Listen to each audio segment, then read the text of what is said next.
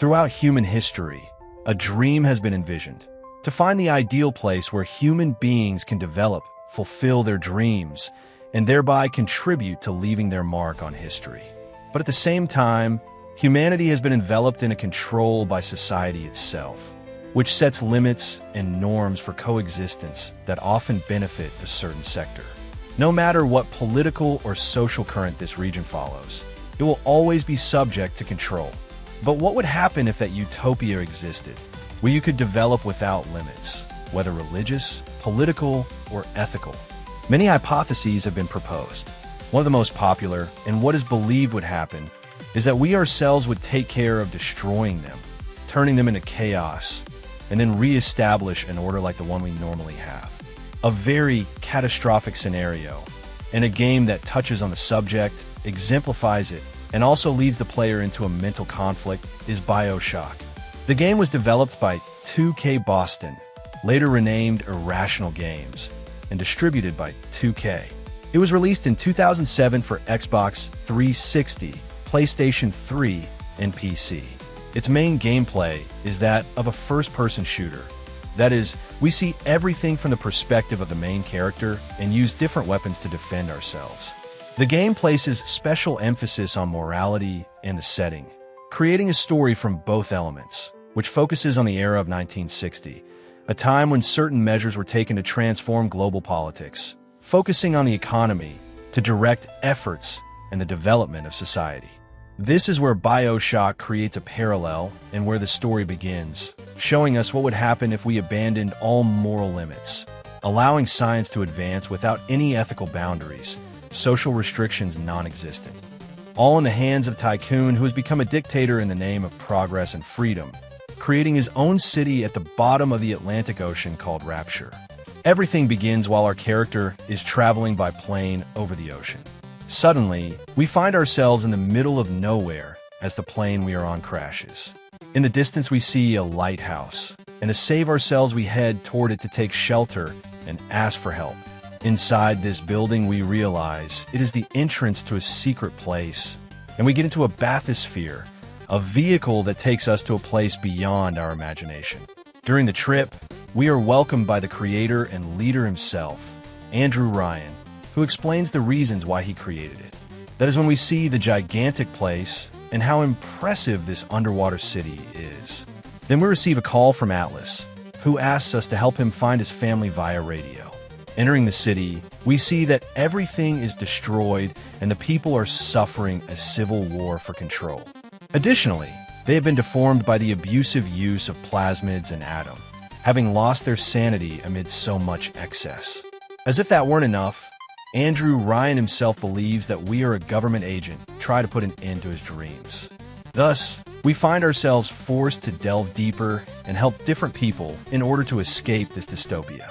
We play as an ordinary man. At first we don't know his name, but later we learn that his name is Jack. The game focuses on exploring different areas of the city in order to advance on our journey. But around every corner there will be enemies, so we need to defend ourselves. For that, we have different weapons. One for melee defense, the wrench, and the others are various firearms that allow us to shoot anything that moves. Each has different advantages and disadvantages, such as ammo capacity, reload time, damage, range, and reach. Additionally, we can jump, run, crouch, and interact with different objects. However, the game focuses more on combat and usage, since things like jumping are not very useful and only allow us to reach certain areas to gain an advantage. Occasionally, there will be places we need to reach by jumping from different spots, but this type of movement is very imprecise. Additionally, we have to use different plasmids, substances that modify our genetic code and allow the user to gain various abilities.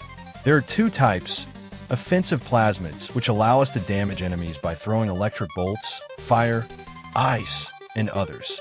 These help us in combat and also allow us to create strategies.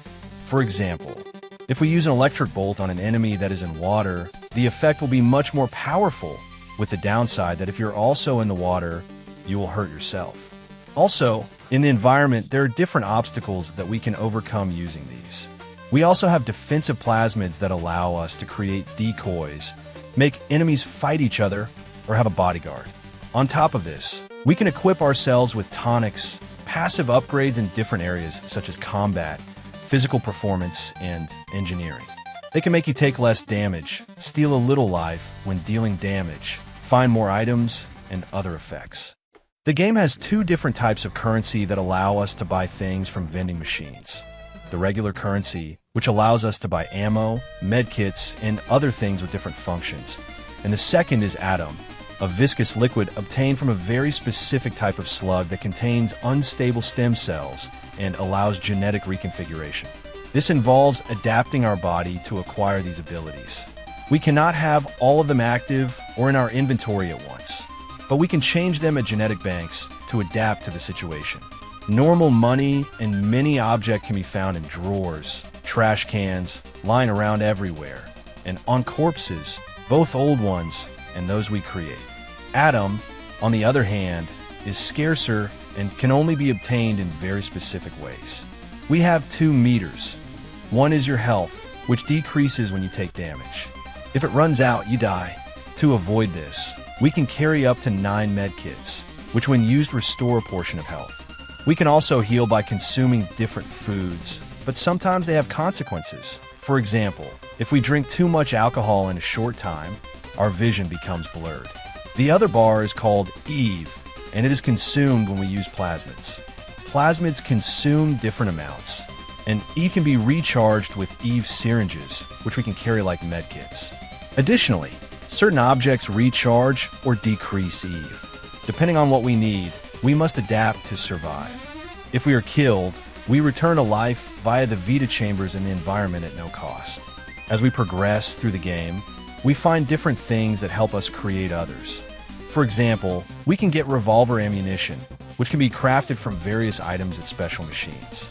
We can orient ourselves with the map and know the main or side missions by entering the menu.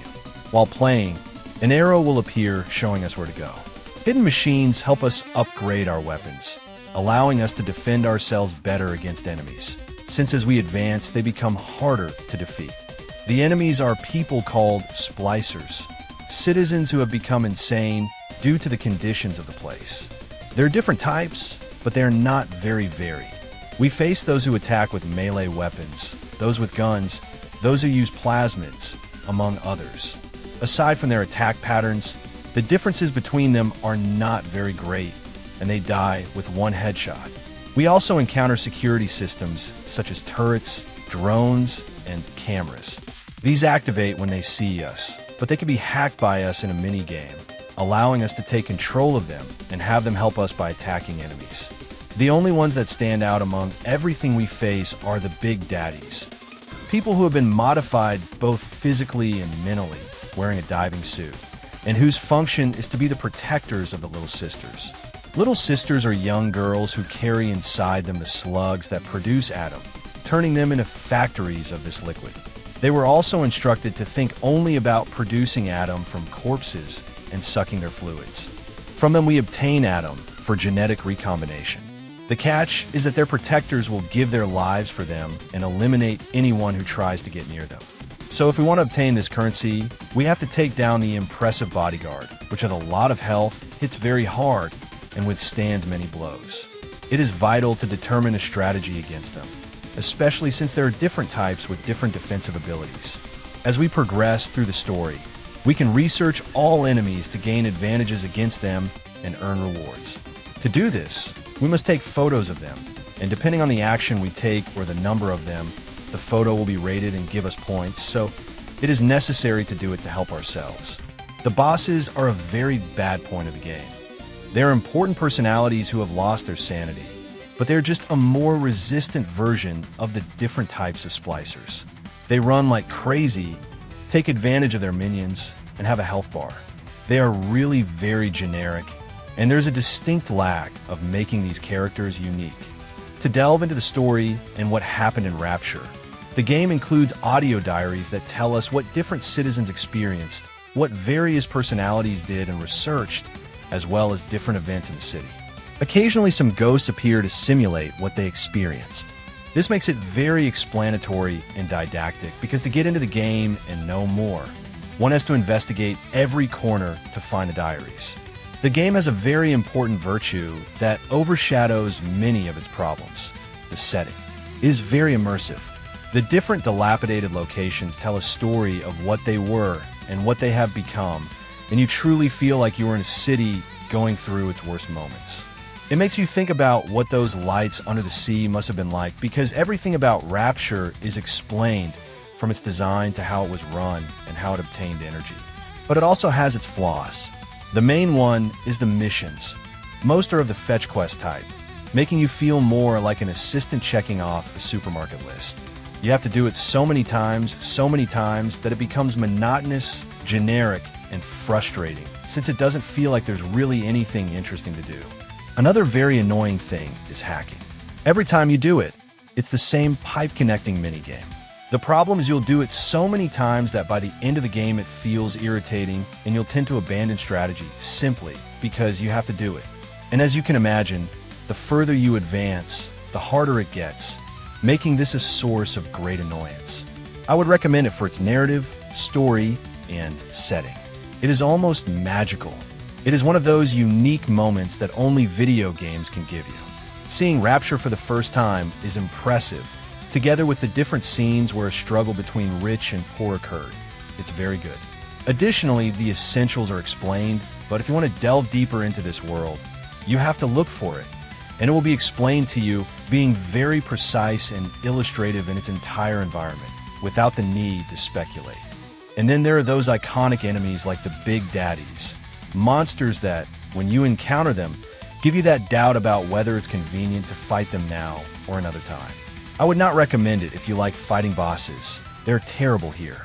The missions feel monotonous, and in the final moments the game feels very heavy because you just want to finish it.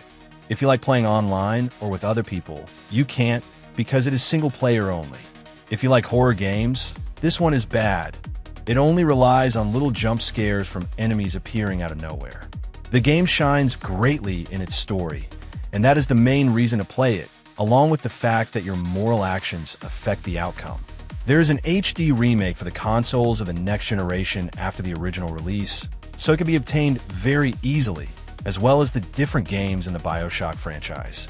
A unique world that shines even when it's destroyed, a story that will make you think and intelligently breaks the fourth wall, an underwater monster that will leave you with a lot to think about. That is BioShock. I hope you liked the video. If so, give it a like. If you know someone who might like it, share it on your social media, and don't forget to subscribe if you like the channel.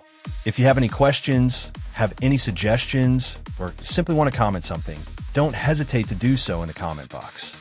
Also, if you're a big fan of this channel, activate the notification bell to be among the first to see the videos. Thank you very much for watching this video. See you later.